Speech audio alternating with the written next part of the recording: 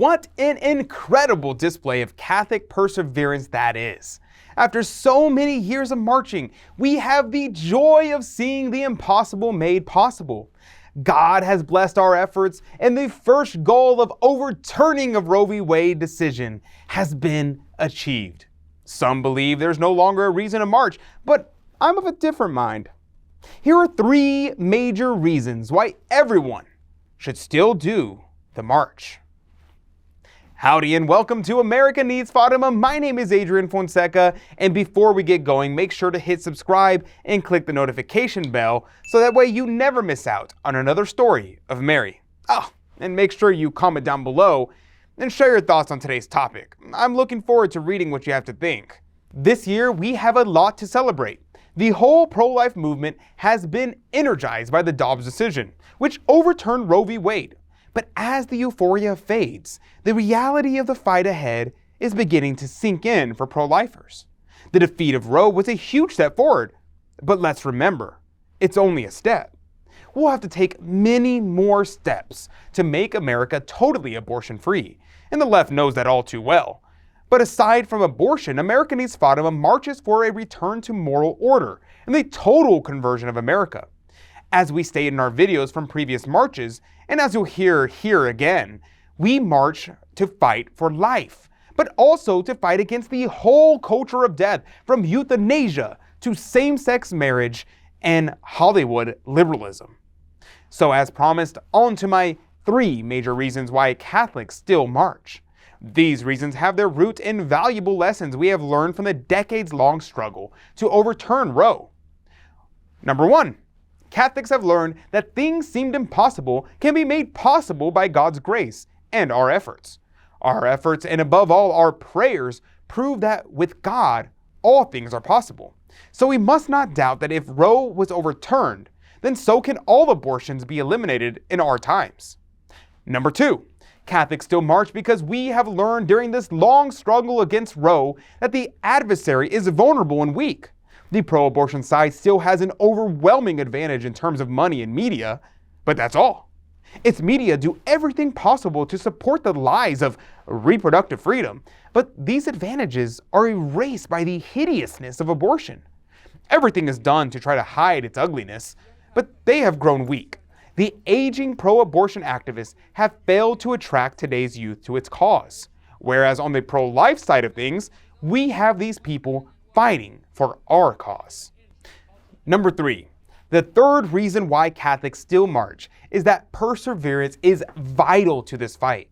The tragic SCOTUS 1973 ruling was meant to settle the abortion issue definitively, with resistance expected to fade away. Most thought abortion would be gradually accepted, and this actually happened in many European countries, but because of our persistent efforts and the efforts and prayers of thousands of Catholics and pro-lifers around the US, we have turned the tide. The terms of debate changed from being a woman's health issue to a moral dilemma, as it should be. Countless people have changed their minds.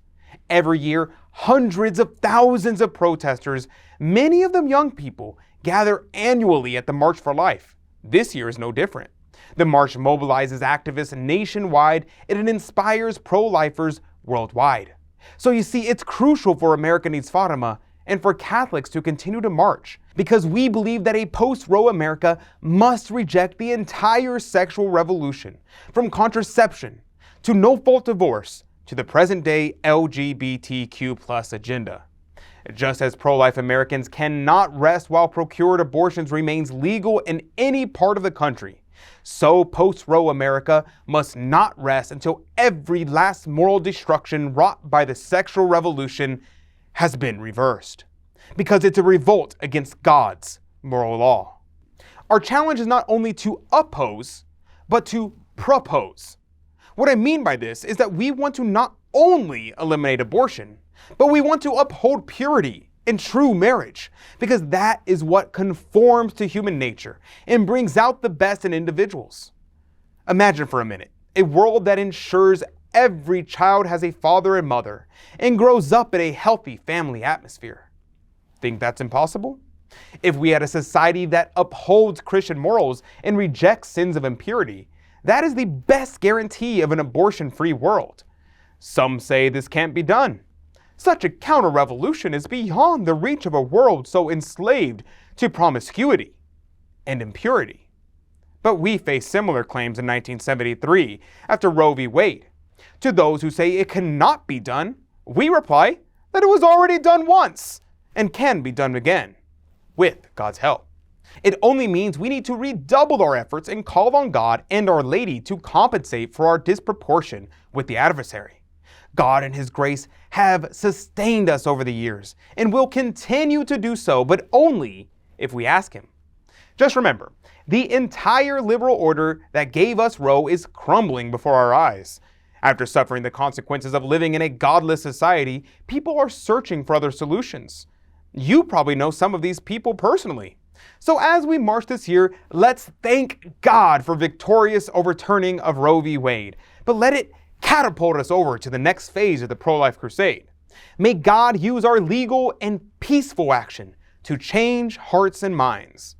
And I would love to have you join me today in praying for an end to all abortion and a return to moral order in America. Please make the 3 Hail Marys pledge. Simply pray 3 Hail Marys a day and offer your prayers to help me spread awareness of Our Lady of Fatima's message to save as many souls as possible. Please click the link in the description down below or in the comment section to make the 3 Hail Marys pledge now. Thank you for watching, everyone. May God bless you and Mary Immaculate keep you under her mantle. God love you.